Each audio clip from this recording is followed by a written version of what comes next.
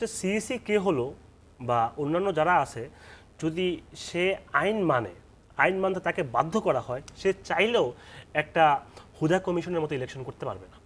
সে চাইলেও একটা বিনা প্রতিদ্বন্দ্বিতা ইলেকশন করতে পারবে না। তবে হ্যাঁ, একজন দৃঢ় ব্যক্তিত্ব সম্পন্ন ব্যক্তি যার প্রধান নির্বাচন কমিশনার হওয়া উচিত, তাকে অবশ্যই তার ব্যক্তিত্ব প্রমাণ করতে হবে, যিনি চাপের মুখে নুয়ে পড়বেন না। যখন তফসিল পরবর্তী সময় তার তিনি দেশটা কন্ট্রোল করবেন। তবে আমাদের এটাও বোঝা উচিত, বর্তমান বাংলাদেশের যে উনি তো কোনো নির্বাচনই করতে পারলেন না, উনি এই প্রমাণটা কিভাবে দেবেন? সেই ক্ষেত্রে আমাদের স্থানীয় সরকার নির্বাচনটা একটা ট্রায়াল হওয়া দরকার ছিল, যে এই নির্বাচন কমিশন আদৌ জাতীয় নির্বাচন পরিচালনা করতে পারবে কিনা।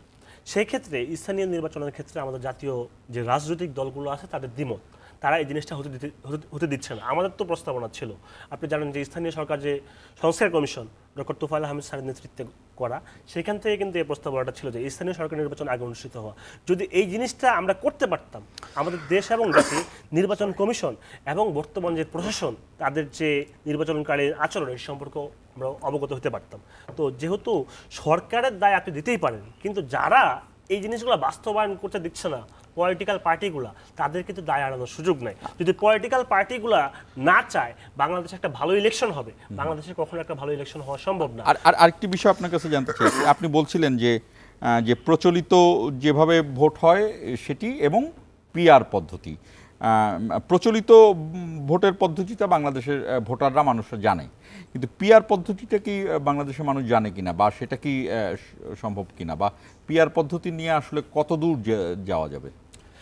আমি মনে করি ব্যক্তিগতভাবে, বা এটার উপকারিতাটা কি? প্রফেশনাল রিপ্রেজেন্টেশন বা পিআর যে পদ্ধতিটা, এই পদ্ধতিটা হচ্ছে যে আপনি জানেন পৃথিবীর নানা দেশে আছে, এর ভিতরে অস্ট্রেলিয়াতেও এই পদ্ধতিটা বিদ্যমান। এর মাধ্যমে একটা পলিটিক্যাল পার্টি তারা যে পরিমাণ ভোট পায় সেই পরিমাণ এমপি তারা পায়। তবে আমি মনে করি বর্তমান বা আসন্ন যে নির্বাচন, এই নির্বাচনে কখনোই পিআর ইলেকশনে যাওয়া উচিত না। তবে উচ্চ কক্ষে পিআরটা থাকা প্রয়োজন। নিম্ন কক্ষে কেন পিআর হওয়া উচিত না? কেন উচিত না? কেন উচিত না এই কারণে, আপনি জানেন যে বাংলাদেশে যে এনসিপি জামাত ইসলামী কিন্তু আন্দোলন করার হুমকিও দিয়েছে। পতিত যে ফ্যাসিবাদী শক্তি, তাদের একটা বিশাল অংশ এখনো বাংলাদেশে এক্সিস্ট করতেছে। আচ্ছা। এবং আমরা কখনোই যারা বাংলাদেশের মানুষকে হত্যা করে, বাংলাদেশের নিরীহ শিশুদেরকে, রিয়া গোপের মতো বাচ্চাদেরকে গুলি করে হেলিকপ্টার থেকে হত্যা করে, এদেরকে আবার রাজনীতিতে আমরা স্থাপন পুনরায় প্রতিষ্ঠিত করতে চাই না। এই পিআর এর ভিত্তিতে এরা বাংলাদেশে বি, সি, ডি আর ই টিমে ফেরত আসবে। সেই ক্ষেত্রে নিম্ন কক্ষে পিআর এর কোনো প্রয়োজনীয়তা এই মুহূর্তে নাই। তবে উচ্চ কক্ষে পিআর এর প্রয়োজনীয়তা আছে। যদি উচ্চ কক্ষে পিআর না হয় তাহলে উচ্চ কক্ষের প্রয়োজনীয়তাই নাই, এবং ওইটা তো নিম্ন কক্ষের আরেকটা ভার্সন হয়ে গেল। আমরা